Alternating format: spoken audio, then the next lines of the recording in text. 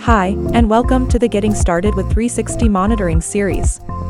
In this video, we will walk you through the initial steps of setting up your 360 monitoring account. The first thing you need to do is register for the 360 monitoring platform. If you have not registered yet, please do so before proceeding with this video. You will find the link in the description below. Now that you are registered, you will see a prompt to add the website you would like to monitor. Depending on your plan, you can add one or more websites to monitor here. Next, you can add any servers you would like to monitor. If you only want to monitor your websites, you can skip this step. Choose between Windows and Linux server. Then, proceed to installing the Monitoring Agent 360 via GitHub.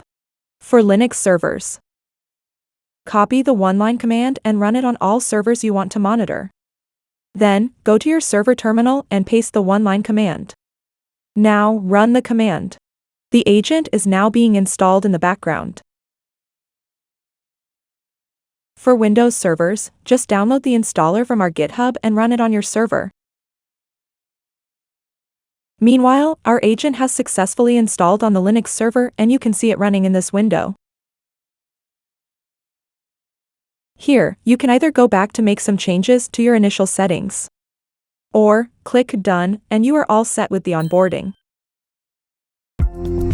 To learn more about additional configuration options and functionalities of 360 monitoring, make sure you watch other videos in the Getting Started with 360 Monitoring series.